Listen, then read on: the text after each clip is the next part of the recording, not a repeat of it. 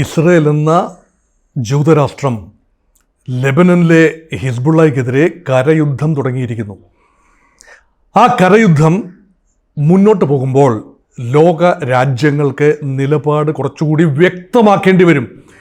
ലോകം എങ്ങനെയാണ് ഈ ആക്രമണത്തെ, ഈ പുതിയ കരയുദ്ധത്തെ കാണുന്നത്? എന്താണ് ലോകരാജ്യങ്ങളുടെ നിലപാട്?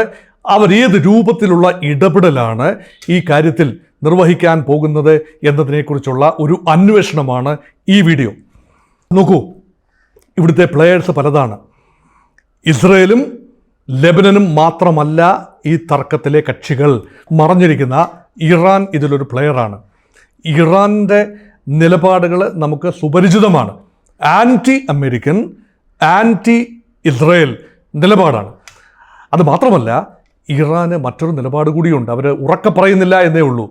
സൗദി അറേബ്യയുമായിട്ടും മറ്റ് സുന്നി അറബി രാജ്യങ്ങളുമായിട്ടും അത്ര നല്ല സ്വരച്ചേർച്ചയിലല്ല ഇറാൻ. അതുകൊണ്ട് തന്നെ ലോക വ്യവസ്ഥയിൽ ഇറാന് ലഭിക്കുന്ന അംഗീകാരം കുറവാണ്. ഇസ്ലാമിക ലോകത്ത് പൊതുവെ അംഗീകാരം ലഭിക്കും. കാരണം അമേരിക്കയ്ക്കെതിരെ അതിശക്തമായ നിലപാട്, ഇസ്രയേലിനെതിരെയുള്ള ശക്തമായ നിലപാട്, പ്രസ്താവനകൾ, ഇതെല്ലാം കേൾക്കുമ്പോൾ സ്വാഭാവികമായി വലിയ പിന്തുണ ലഭിക്കും ഇസ്ലാമിക ലോകത്ത് വ്യക്തികളുടെ ഭാഗത്തുനിന്ന്. പക്ഷേ രാഷ്ട്രങ്ങളുടെ കാര്യങ്ങൾ അങ്ങനെയല്ല. അതുകൊണ്ട് ഈ യുദ്ധം മുന്നോട്ട് പോകുമ്പോൾ അറബ് രാജ്യങ്ങൾ ഈ യുദ്ധത്തിൽ ഇടപെടാനുള്ള സാധ്യത തീരെയില്ല. ആക്രമണ വിധേയമായിരിക്കുന്നത് ഷിയ മിലിറ്റന്റ് വിഭാഗമായ ഹിസ്ബുള്ളയാണ്. അവരെ ഒരു അറബ് രാജ്യവും സഹായിക്കുന്നില്ല. അവരെ സഹായിക്കുന്നത് അറബ് രാജ്യമല്ലാത്ത എന്നാൽ ഇസ്ലാമിക രാജ്യമായ അറബി മേഖലയ്ക്ക് കിഴക്ക് സ്ഥിതി ചെയ്യുന്ന ഇറാനാണ്. ഭൂമിശാസ്ത്രപരമായി സംഘർഷ മേഖലയിൽ നിന്നും ഏറെ അകലം പാലിക്കുന്ന ഇറാൻ ഈ പ്രോക്സികളിലൂടെ ഹിസ്ബുള്ള പോലെയുള്ള, ഹൂതികൾ പോലെയുള്ള, ഹമാസ് പോലെയുള്ള പ്രോക്സികളിലൂടെ യുദ്ധം മുന്നോട്ട് കൊണ്ടുപോവുകയാണ്.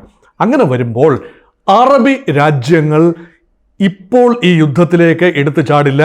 1948-ലും 56-ലും 67-ലും 73-ലും ഒക്കെ നടന്ന അറബ് ഇസ്രയേലി യുദ്ധങ്ങളെ അനുസ്മരിക്കുന്ന രീതിയിൽ സൗദി അറേബ്യ ആകട്ടെ, ജോർദാൻ ആകട്ടെ, അതുപോലെ സിറിയ, ഈജിപ്റ്റ്, ഈ രാജ്യങ്ങളൊന്നും തന്നെ നേരിട്ട് ഹിസ്ബുള്ളയ്ക്ക് അനുകൂലമായി ഇസ്രയേലിനെതിരായി യുദ്ധത്തിലേക്ക് പ്രവേശിക്കും എന്ന് ഇപ്പോൾ കരുതാനാവില്ല. അതൊരു കാര്യം. രണ്ട്, മറ്റ് രാജ്യങ്ങൾ, ഈ മേഖലയ്ക്ക് പുറത്തുള്ള രാജ്യങ്ങളുടെ നിലപാട് എന്താണ്? യഥാർത്ഥത്തിൽ ലോക സമാധാനം ഉണ്ടാകണം, ഐക്യരാഷ്ട്ര സംഘടനയിൽ ഒരു പ്രമേയം വോട്ടിനിടുമ്പോൾ ഇസ്രയേൽ നടത്തുന്ന കിരാതമായ കൂട്ടക്കൊലയ്ക്കെതിരെ വലിയ ശക്തമായ പ്രതിഷേധമാണ്. ഇസ്രയേലിനെതിരെയാണ് ലോകവികാരമെന്ന് തോന്നാമെങ്കിലും യഥാർത്ഥത്തിൽ ഒക്ടോബർ 7 ഒരു ബെഞ്ച് മാർക്കായി എടുക്കുമ്പോൾ ആക്രമണ വിധേയമായ രാജ്യം ഇസ്രയേലാണ്. ആ ആക്രമണത്തിന് പിന്നിൽ ഹമാസിനൊരു ന്യായീകരണം കണ്ടെത്താമെങ്കിലും ഇത്രയും വർഷങ്ങളായി തങ്ങളെ അടക്കി ഭരിച്ചിരിക്കുന്ന, തങ്ങളുടെ ഭൂമി കയ്യേറിയിരിക്കുന്ന, തങ്ങൾക്കെതിരെ ഉപരോധം തീർത്തിരിക്കുന്ന ഇസ്രയേലിനെ ഒരു പാഠം പഠിപ്പിക്കുക എന്ന ന്യായം പറയാമെങ്കിലും യഥാർത്ഥത്തിൽ ആക്രമണമാണ്. ഇപ്പോൾ ഉരുത്തിരിഞ്ഞിരിക്കുന്ന ലെബനിലെ ഹിസ്ബുള്ളയ്ക്കെതിരെയുള്ള ആക്രമണത്തിൻ്റെ കഥാതന്തു തേടി ഇപ്പോൾ പോകുന്നത് ഒരു വർഷം മുൻപ് ഒക്ടോബർ 7, 2023 നടന്ന ഹമാസിൻ്റെ ഭാഗത്ത് ഇസ്രയേലിനെതിരെ നടന്ന ആക്രമണം തന്നെയാണ്. അത് ഈ രൂപത്തിൽ എത്തി നിൽക്കും എന്ന് അന്ന് ആരും പ്രതീക്ഷിച്ചില്ല. അപ്പോൾ ഇസ്രയേലിൻ്റെ ആക്രമണത്തിന് ഒരു ടൈം ഫ്രെയിം ഇസ്രയേൽ കൽപ്പിച്ചു എന്ന് കരുതാം. സാവകാശം, ഒന്ന് ഹമാസിനെ ഉന്മൂലനം ചെയ്യുക, രണ്ട് അടുത്ത ശത്രുവായ ഹിസ്ബുള്ളയിലേക്ക് നീങ്ങുക, അതിനടുത്ത ശത്രുവായ ഹൂതികളിലേക്ക് നീങ്ങുക, പിന്നീട് ഇറാൻ്റെ പിന്തുണയുള്ള എല്ലാ സായുധ സംഘങ്ങളിലേക്ക് നീങ്ങുക, അവരെ എലിമിനേറ്റ് ചെയ്യുക, ഇറാൻ്റെ കമ്മ്യൂണിക്കേഷൻ നെറ്റ്വർക്കിനെ തകർത്തുകൊണ്ട് ഇറാനെ ന്യൂട്രലൈസ് ചെയ്യുക, നള്ളിഫൈ ചെയ്യുക, ഇറാൻ്റെ പാട് നോക്കാൻ വിടുക. ഇത് ഇസ്രയേലിൻ്റെ വിശാലമായ ലക്ഷ്യങ്ങളിൽ ഒന്നാണ്. ഇസ്രയേൽ നിലനിന്നേ പറ്റൂ എന്ന ചിന്താഗതിയിൽ നിന്നുകൊണ്ടാണ്. അതിൻ്റെ അടിസ്ഥാനം യൂറോപ്യൻ സമൂഹത്തിൻ്റെ അത്ര തുറന്ന പിന്തുണയല്ല ഇസ്രയേലിനുള്ളത്. എന്നാൽ ആത്യന്തികമായി യൂറോപ്യൻ സമൂഹം പിന്തുണ നൽകും. കഴിഞ്ഞ ദിവസം ജർമ്മനിയുടെ ചാൻസലർ പറഞ്ഞ വാക്കുകൾ നോക്കൂ. ഇസ്രയേലിനെ സ്വയം പ്രതിരോധിക്കാനുള്ള അവകാശമുണ്ട്. അതിൻ്റെ ഭാഗമായി ഹസൻ നസ്രുള്ള വധത്തെ കാണുന്നത് ഇസ്രയേലിനെ സ്വയം പ്രതിരോധിക്കാനായി ഇസ്രയേലിനെതിരെ മിസൈലുകൾ അയച്ച ഹിസ്ബുള്ളയുടെ തലവനെ വധിച്ചു എന്നത് ജർമ്മനി ആ വാക്കുകളിലൂടെ പറയുമ്പോൾ അത് കാതിനിമ്പമാവുകയാണ് ഇസ്രയേലിന്. മാത്രമല്ല, ബ്രിട്ടൻ എക്കാലത്തും ഇസ്രയേലിനോട് അനുകൂലമായ ഒരു നിലപാടാണ് സ്വീകരിച്ചിട്ടുള്ളത്. ഫ്രാൻസ് ഒരുപക്ഷെ വിരുദ്ധ സ്വരങ്ങൾ എപ്പോഴും പറയും. ഫ്രാൻസ് 21 ദിവസത്തെ വെടിനിർത്തൽ ഉണ്ടാകണം എന്ന് ആവശ്യപ്പെടുന്ന യൂറോപ്യൻ രാജ്യമാണ് ഫ്രാൻസ്. ആ വെടിനിർത്തൽ ഒരുപക്ഷെ ഇസ്രയേലിന് സ്വീകാര്യമാവില്ല. കാരണം അങ്ങനെ വെടിനിർത്തിയാൽ ഇപ്പോൾ ഇസ്രയേലിന് ലഭിക്കുന്ന ആ മുൻതൂക്കം നഷ്ടപ്പെടുകയും ഹമാസും ഹിസ്ബുള്ളയും റീഗ്രൂപ്പ് ചെയ്യുകയും വീണ്ടും ഇസ്രായേലിനെതിരെ തിരികുകയും ചെയ്യുന്ന സാഹചര്യം ഉണ്ടാകും. അപ്പോൾ ഇസ്രായേൽ ആഗ്രഹിക്കുന്ന സമയത്ത് മാത്രമേ ഒരു പക്ഷേ ഇസ്രായേൽ വെടിനിർത്തലിന് തയ്യാറാവൂ എന്നതാണ് ഫ്രഞ്ച് പ്രപ്പോസലിനെ വ്യത്യസ്തമാക്കുന്നത്. എന്നാൽ ഇവിടെ സൗദി അറേബ്യയുടെ ഭാഗത്തു നിന്നുള്ള പ്രപ്പോസൽ നോക്കൂ. അറബ് രാജ്യമാണ്, വെടിനിർത്തലിനെ കുറിച്ച് അവരൊന്നും പറയുന്നില്ല. പക്ഷേ ശാശ്വത സമാധാനം ഉണ്ടാകണമെങ്കിൽ രണ്ട് രാജ്യങ്ങൾ ഉണ്ടാകണം. കിഴക്കൻ ജെറുസലേം കേന്ദ്രീകരിച്ച് അറബികൾക്ക് വേണ്ടി, പലസ്തീനുകൾക്ക് വേണ്ടി ഒരു പലസ്തീൻ രാജ്യമുണ്ടാകണം. സ്വതന്ത്ര പരമാധികാര പലസ്തീൻ ഉണ്ടാകണം. ന്യായമായ ആവശ്യമാണ്. തീർച്ചയായും അവിടെ വസിച്ചിരുന്ന 2000 വർഷമായി യഹൂദൻ അവിടെ എത്തുന്നതിന് മുൻപ് യഹൂദൻ ഉപേക്ഷിച്ച് പോയ 2000 വർഷം മുമ്പ് ഉപേക്ഷിച്ച് പോയതും പിന്നീട് അവിടെ 1948 രാജ്യം സ്ഥാപിതമാകുന്നത് വരെ അവിടെ താമസിച്ചിരുന്ന 2000-ഓളം വർഷം അവിടെ തലമുറകളായി താമസിച്ചിരുന്ന അറബി പാലസ്തീനികളുടെ ആഗ്രഹമാണ്, ആവശ്യമാണ്, അവകാശമാണ് സ്വതന്ത്രമായി അവർക്കൊരു ഭൂമി ഉണ്ടാവുക എന്നത്. അതേസമയം ഇസ്രായേലിനും ഭൂമി ഉണ്ടാകണം, രണ്ടു കൂട്ടർക്കും ഭൂമി ഉണ്ടാകണം, രണ്ടു കൂട്ടരും പരസ്പരം സഹവസിക്കണം. സഹവർത്തിത്വം അത്യന്താപേക്ഷിതമാണ്. ആ നിലപാട് സൗദിയുടെ ഭാഗത്തു നിന്ന് വരുമ്പോൾ അതും കാതിനിമ്പമാണ് ലോകത്തിന്. കാരണം ഇന്ത്യ ഉൾപ്പെടെയുള്ള ലോകരാജ്യങ്ങൾ എക്കാലത്തും പറഞ്ഞിരുന്നത് അങ്ങനെയാണ്. ഓസ്ലോ കരാറിൻ്റെ ആ സ്പിരിറ്റ് ഉൾക്കൊണ്ടുകൊണ്ട് ദ്വിരാഷ്ട്ര ഫോർമുല മാത്രമേ എല്ലാ യുദ്ധങ്ങളെയും അവസാനിപ്പിക്കാൻ പര്യാപ്തമാകൂ. അല്ല എങ്കിൽ ബലപ്രയോഗത്തിലൂടെ വേണമെങ്കിൽ ഒരു വെടിനിർത്തൽ കൊണ്ടുവരാം, ഒരു UN പ്രമേയത്തിലൂടെ വെടിനിർത്തൽ വേണമെങ്കിൽ കൊണ്ടുവരാം. അത് ബ്രോക്കേഡ് പീസാണ്. അത് ഒരുതരം സ്ട്രെയിഞ്ച്, ഒരുതരം അടിച്ചേൽപ്പിക്കുന്ന സമാധാനമാണ്. ആ സമാധാനത്തിന് ആയുസ് ഉണ്ടാവില്ല. അതുകൊണ്ട് പരിഹാരങ്ങൾ വേണം. ഇത് സൗദി അറേബ്യയുടെ ഭാഗത്തു നിന്ന് വരുന്നു. ഇനി സാധ്യതാപരമായി നമ്മൾ വിട്ടുപോയ രാജ്യമുണ്ട്, വിട്ടുപോയതല്ല, മനഃപൂർവ്വമായി പറയാതിരുന്ന രാജ്യമുണ്ട്. ആ രാജ്യമാണ് കഴുകൻ കണ്ണുകളുമായി പെൻറ്റഗൺ കാത്തു നിൽക്കുന്നു. ഞാൻ പറഞ്ഞു വരുന്നത് യുണൈറ്റഡ് സ്റ്റേറ്റ്സ് ഓഫ് അമേരിക്കയെക്കുറിച്ചാണ്. അമേരിക്കയാണ് എന്ത് സമാധാനത്തെക്കുറിച്ച് പറഞ്ഞാലും ആത്യന്തികമായി ഇസ്രയേലിനോടൊപ്പം മാത്രമേ അമേരിക്കയ്ക്ക് നിലനിൽക്കാനാവൂ. അമേരിക്കയുടെ നിലനിൽപ്പ് തന്നെ, അമേരിക്കയുടെ അസ്തിത്വം തന്നെ യഹൂദൻ കൂടി നൽകുന്ന പിൻബലത്തെ ആശ്രയിച്ചാണ്. അമേരിക്കയുടെ സമ്പദ് വ്യവസ്ഥ, അമേരിക്കയുടെ ബാങ്കിങ് സംവിധാനം, അമേരിക്കയുടെ ഇൻഷുറൻസ് സംവിധാനങ്ങൾ, അമേരിക്കയുടെ നെറ്റ്വർക്ക്, ഇതിലെല്ലാം യഹൂദൻ്റെ വളരെ വലിയ സാന്നിധ്യവും ഇൻവെസ്റ്റ്മെൻറ്റും ഉണ്ട്. അമേരിക്കയുടെ സാങ്കേതിക വിദ്യയുടെ പിന്നിൽ പോലും പ്രവർത്തിച്ച ബുദ്ധി കേന്ദ്രങ്ങൾ ജൂതന്മാരായിരുന്നു തലമുറകളായി. അതുകൊണ്ട് ജൂതരാഷ്ട്രം നിലനിൽക്കേണ്ടത് അമേരിക്കൻ സ്റ്റേറ്റ് വ്യവസ്ഥയുടെ ആവശ്യമാണ്.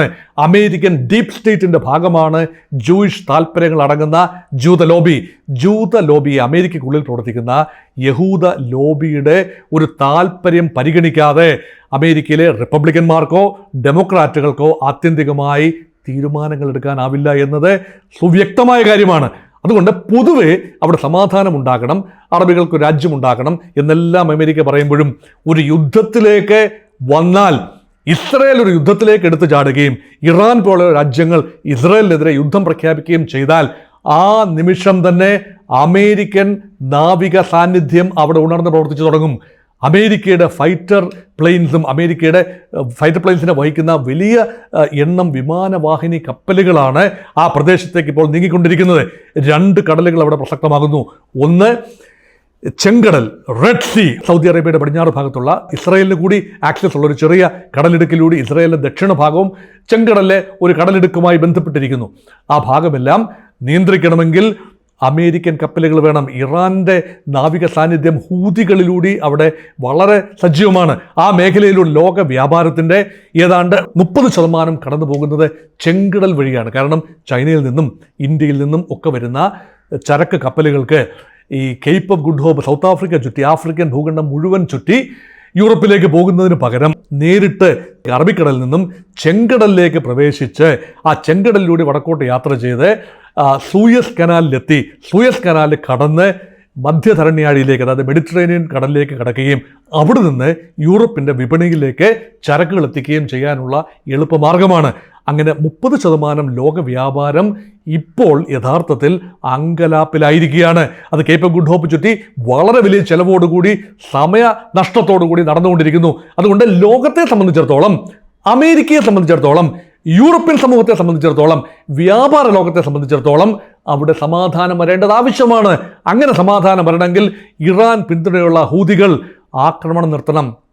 അവരിപ്പോൾ ആക്രമിച്ചുകൊണ്ടിരിക്കുന്ന ഇസ്രായേലിനെ മാത്രമല്ല, അതിലേക്ക് കടന്നു പോകുന്ന ഇസ്രായേലിൻ്റെ മാത്രമല്ല അമേരിക്കയുടെ ഉൾപ്പെടെ യൂറോപ്യൻ സമൂഹത്തിൻ്റെ ഉൾപ്പെടെ കപ്പലുകളെ ഹൂതികൾ ആക്രമിച്ചുകൊണ്ടിരിക്കുകയാണ്. അതുകൊണ്ട് ഈ വിഷയത്തിന് ശാശ്വതമായ പരിഹാരം വരണമെങ്കിൽ ഹൂതി വിമതരുടെ ആക്രമണം അവസാനിപ്പിച്ചേ മതിയാകൂ. ഇതെല്ലാം പരസ്പരം ഇഴപിരിഞ്ഞ് കിടക്കുന്ന വിഷയങ്ങളാണ്. ഹൂതികൾ പറയുന്നത് എന്താണ്? ഇറാൻ ഇസ്രായേലിൻ്റെ പലസ്തീൻ അധിനിവേശവും അല്ലെങ്കിൽ ഗാസ അധിനിവേശവും അവസാനിപ്പിച്ച് ഇസ്രായേൽ യുദ്ധം അവസാനിപ്പിക്കുന്നത് വരെ ഞങ്ങൾക്ക് വിശ്രമമില്ല. ഞങ്ങൾ ഇസ്രായേലിനെ മാത്രമല്ല ചരക്ക് കപ്പലുകളെ, ഏത് രാജ്യത്തിൻ്റെയും ചരക്ക് കപ്പലുകളെ ഞങ്ങൾ ആക്രമിച്ചു കൊണ്ടിരിക്കും. അവരെ സഹായിക്കുന്നത് ഇറാനാണ്. അതാണ് ഒരു തന്ത്രപ്രധാനമായ മേഖല, ചെങ്കടൽ മേഖല.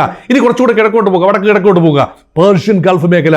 ആ പേർഷ്യൻ ഗൾഫ് മേഖല നിയന്ത്രിക്കുന്നതും ഇറാൻ തന്നെയാണ്. ഇറാൻ്റെ തൊട്ട് പള്ളക്ക് കിടക്കുന്ന പ്രദേശമാണ് പേർഷ്യൻ ഗൾഫ്. ആ ചെറിയ ഉൾക്കടൽ അല്ലെങ്കിൽ ചെറിയ കടലിടുക്ക്, അതാണല്ലോ ഗൾഫ്. ഈ നമ്മൾ ഗൾഫ് രാജ്യങ്ങൾ എന്നൊക്കെ പറയുന്ന UAE, യമൻ, ഖത്തർ, അല്ലേ, കുവൈറ്റ്, ഈ രാജ്യങ്ങളെല്ലാം കിടക്കുന്നത്, ബഹ്റൈൻ എല്ലാം ഖത്തർ എല്ലാം കിടക്കുന്നത് ആ ഒരു കടലിടുക്കിലാണ്. ആ കടലിടുക്ക് നിയന്ത്രിക്കുന്നത്, ആ പ്രവേശന കവാടം നിയന്ത്രിക്കുന്നത് ഇറാനാണ്. അപ്പം ലോകത്തിൻ്റെ എണ്ണ വ്യാപാരത്തിൻ്റെ നല്ലൊരു പങ്കം കടന്നു വരുന്നത് പേർഷ്യൻ ഗൾഫിലൂടെയാണ്. ആ ഗൾഫ് നിയന്ത്രിക്കുന്നതും ഇറാനാണെങ്കിൽ ഇറാൻ ന്യൂട്രലൈസ് ചെയ്യപ്പെടണം. ഇറാൻ്റെ ആ ഒരു ആയുധശേഷിയും ആക്രമണ ഉത്സുകതയും എങ്ങനെയും കുറച്ചു കൊണ്ടുവരണം. അത് ഇസ്രായേൽ മാത്രം വിചാരിച്ചാൽ ഒരു പക്ഷേ നടക്കില്ല. ഇസ്രായേൽ ചെറിയ രാജ്യമാണ്. ഇസ്രായേലിന് സാങ്കേതിക വിദ്യയുണ്ട്. ഇസ്രായേലിന് മൊസാദിലൂടെ ലഭിക്കുന്ന ഇൻ്റലിജൻസ് ഇൻപുട്ടുകളുണ്ട്. പക്ഷേ അത് മാത്രം പോരാ. അമേരിക്കയുടെ തന്നെ വ്യോമ പ്രതിരോധ വ്യോമ ആക്രമണ സംവിധാനങ്ങൾ ഉണ്ടാകണം. അപ്പോൾ അമേരിക്ക അങ്ങനെ വന്നാൽ, ഈ യുദ്ധം അടുത്ത ഘട്ടത്തിലേക്ക് നീങ്ങിയാൽ കൂടുതൽ രാജ്യങ്ങൾ, കൂടുതലെന്ന് പറയാനൊന്നുമില്ല, ഇറാൻ മാത്രമേ വരാൻ സാധ്യതയുള്ളൂ. ഇറാൻ വന്നാൽ സ്വാഭാവികമായി അമേരിക്കയ്ക്ക് ഈ വിഷയത്തിൽ ഇസ്രായേലിന് അനുകൂലമായി ഇസ്രായേലിനെ ചേർന്ന് നിന്നുകൊണ്ട് ഇറാനെതിരെ യുദ്ധം പ്രഖ്യാപിക്കേണ്ടി വരും, ആക്രമണം നടത്തേണ്ടി വരും. അമേരിക്ക നടത്തിയിട്ടുള്ള മുൻ ആക്രമണങ്ങൾ എല്ലാം തന്നെ ആ പ്രദേശത്ത് അമേരിക്കയുടെ വിജയത്തിൽ കലാശിച്ചു. ഗൾഫ് യുദ്ധം 1, സദ്ദാം ഹുസൈൻ്റെ കുവൈറ്റ് ആക്രമണത്തെ തുടർന്നുകൊണ്ട്. അതിനുശേഷം സദ്ദാം ഹുസൈനെ പുറത്താക്കിയ ഗൾഫ് യുദ്ധം 2, പിന്നെ അഫ്ഗാനിസ്ഥാനിലെ താലിബാനെതിരെയുള്ള പോരാട്ടം. ഇവിടെയൊന്നും ആത്യന്തികമായ ശാന്തിയും സമാധാനവും ഉണ്ടായില്ല എന്നത് നമുക്കൊരു ദുഃഖ സത്യമായി അവശേഷിക്കുന്നു. എന്താണ്? സദ്ദാം ഹുസൈനെ പുറത്താക്കി. അതിനുശേഷം ആരാണ് വന്നത്? അത് ISISൻ്റെ കയ്യിലേക്ക്, സുന്നി റാഡിക്കൽ വിഭാഗമായ ISIS, ഇസ്ലാമിക് സ്റ്റേറ്റിൻ്റെ ഭാഗത്തേക്ക് വന്നു. സിറിയയുടെ ഒരു ഭാഗവും ഇറാഖുമെല്ലാം. അഫ്ഗാനിസ്ഥാനിൽ താലിബാനെ പുറത്താക്കാൻ വേണ്ടി, അല്ലെങ്കിൽ താലിബാൻ കേന്ദ്രീകൃതമായ ഒരു വ്യവസ്ഥയെ നശിപ്പിക്കാനായി യുദ്ധം ചെയ്തു. അവസാനം താലിബാനെ തന്നെ ഭരണമേൽപ്പിച്ചതിന് ശേഷം അമേരിക്കൻ സൈന്യം അവിടുന്ന് പിൻവാങ്ങി. അപ്പം വിജയങ്ങളെല്ലാം അമേരിക്ക നേടിയെടുക്കും കായബലത്താൽ. എന്നാൽ ശാശ്വതമായ സമാധാനം ഉണ്ടാവില്ല. അതുമാത്രമല്ല, ഇപ്പോൾ അമേരിക്ക ഇടപെടുന്നു എന്ന് കരുതിയാൽ അടുത്ത നടപടി എന്താണ്? ഇറാൻ അനുകൂലമായി അതിശക്തരായ 2 രാജ്യങ്ങൾ രംഗത്ത് വരേണ്ടി വരും. അതിലൊന്ന് റഷ്യയാണ്. വ്ളാഡിമിർ പുടിൻ്റെ ഉറ്റ ചങ്ങാതിയാണ് ഇറാൻ. അതുപോലെ തന്നെ സിറിയയ്ക്കും മാറി നിൽക്കാനാവില്ല. വ്ളാഡിമിർ പുടിനും റഷ്യയും തന്നെയാണ് ബാഷർ അൽ അസദിൻ്റെ ഭരണകൂടത്തെ താങ്ങി നിർത്തുന്നത് സിറിയയിൽ. അതുകൊണ്ട് സിറിയ രംഗത്തേക്ക് വരാതിരിക്കാനാവില്ല. അവരെല്ലാം പിന്തുണച്ചുകൊണ്ട് ഇറാനെയും സിറിയയെയും ഇറാഖിനെയും ഇവരെല്ലാം ഒരു പക്ഷത്തായിരിക്കും. ഇവർക്കെല്ലാം ഷിയ സ്വാധീന മേഖലകളാണ്. സിറിയ പൂർണ്ണമായ ഷിയ മേഖല അല്ലെങ്കിൽ പോലും ഭരണകൂടത്തെ താങ്ങി നിർത്തുന്നത് ഇറാൻ്റെ കൂടെ പിന്തുണയിലാണ്. അത് ഹിസ്ബുള്ളയുടെ കൂടെ പിന്തുണയിലാണ്. ഇതെല്ലാം പരസ്പരം ഇടചേർന്ന് കിടക്കുന്നു. അതുകൊണ്ട് റഷ്യ വരാം, അതോടൊപ്പം ചൈന കൂടി രംഗത്ത് വന്നുള്ള അവസ്ഥ നോക്കൂ. എന്തൊരു സംഘർഷമായിരിക്കും. ചൈനയ്ക്കും അമേരിക്ക അനുകൂല നിലപാടെടുക്കാനാവില്ല. മധ്യ പൗരസ്ത്യ പ്രദേശത്തും സെൻട്രൽ ഏഷ്യ മേഖലയിലും അമേരിക്കയും ഇസ്രായേലും പിടിമുറുക്കുന്നത് ചൈനയ്ക്കും അങ്ങനെ സ്വീകാര്യമാവില്ല. അങ്ങനെ വരുമ്പോൾ അമേരിക്കയ്ക്കെതിരെ, അമേരിക്ക ഇസ്രായേൽ അച്ചുതണ്ടിനെതിരെ തീർച്ചയായും ഇറാൻ അനുകൂലമായി റഷ്യയും ചൈനയും കൂടെ വന്നാൽ അത് വളരെ വലിയ ഒരു യുദ്ധത്തിലേക്ക്, സംഘർഷത്തിലേക്ക്, ആ മേഖല മാത്രമല്ല ലോകമാസകലം പടരുന്ന ഒരു യുദ്ധത്തിലേക്ക് നീങ്ങാനുള്ള എല്ലാ സാധ്യതയുമുണ്ട്. പക്ഷേ ഇവിടെ മർമ്മമെന്ന് പറയുന്നത് ലോക്കലൈസ് ചെയ്യുക എന്നതാണ്. വീണ്ടും ഞാൻ ആവർത്തിക്കുന്നു, കോൺഫ്ലിക്റ്റ് ഷുഡ് ബി ലോക്കലൈസ്ഡ്. ആ പ്രദേശത്ത് മാത്രം. ഇസ്രായേലിൻ്റെ ഭീഷണി ഇപ്പോൾ നിലവിൽ വരുന്നത് തൊട്ടു ചുറ്റുപാടിൽ നിന്നാണ്. ആ ചുറ്റുപാടുകളെ തങ്ങൾക്ക് അനുകൂലമായി മാറ്റിക്കഴിഞ്ഞാൽ ഇസ്രായേലിൻ്റെ കലി അടങ്ങിയേ മതിയാവൂ. അല്ല എങ്കിൽ ഇസ്രയേലിനും അധിവസിക്കാനാവില്ല, ചുറ്റുപാടുമുള്ള രാജ്യങ്ങൾക്കും അധിവസിക്കാനാവില്ല. ലോകത്താകമാനം വളരെ വലിയ കാറ്റക്ലിസ്മിക് ചേഞ്ചസ് ആണ് ഉണ്ടാവുക. അതുകൊണ്ട് ആ രീതിയിലേക്കെങ്ങും പോകാതിരിക്കട്ടെ. ഒരു കരയുദ്ധം തുടങ്ങിയത് കൊണ്ടാണ് ആശങ്കയുടെ വിത്തുകൾ അവിടെ പാകപ്പെട്ടത്. വ്യോമാക്രമണം മാത്രമാണെങ്കിൽ അത് മറ്റൊരു കളറാണുള്ളത്. ഇവിടെ കരയുദ്ധം ഇന്ന് തുടങ്ങിയിരിക്കുന്നു. കരയുദ്ധം തുടങ്ങുമ്പോൾ അത് പെട്ടെന്നെങ്ങും അവസാനിപ്പിക്കാനാവില്ല. അതാണ് ചരിത്രം. മുൻകാലങ്ങളിലെ കരയുദ്ധത്തിൻ്റെ ചരിത്രം നോക്കിക്കഴിഞ്ഞാൽ ഒരു കരയുദ്ധത്തിലേക്ക് എടുത്തു ചാടിക്കഴിഞ്ഞാൽ പിന്നീട് പിൻവലിഞ്ഞു പോകുന്നത് പൂർണ്ണമായി ലക്ഷ്യങ്ങൾ നേടിയതിനു ശേഷമേ ഉള്ളൂ. ഇപ്പോൾ ഇസ്രായേൽ പറയുന്നത് തെക്കൻ ലെബനനിലെ ലക്ഷ്യങ്ങൾ മാത്രമാണ്. എന്നാൽ അവിടെ നിൽക്കുമെന്ന് തോന്നുന്നില്ല. ഒരുപക്ഷെ ബെയ്റൂട്ട് വരെ ചെന്ന് ബെയ്റൂട്ട് നഗരവും കീഴടക്കി ലെബനൻ്റെ ആധിപത്യം ഏറ്റെടുത്തതിന് ശേഷം എല്ലാ ലക്ഷ്യങ്ങളും നേടിയതിനു ശേഷം ഇസ്രായേൽ ശ്രമിക്കുന്ന ഒരു സമയക്രമത്തിൽ പിൻവാങ്ങാം. അല്ല എങ്കിൽ അതാണ് ഒരു ഓപ്ഷൻ. രണ്ടാമത്തെ ഓപ്ഷൻ എന്താണ്?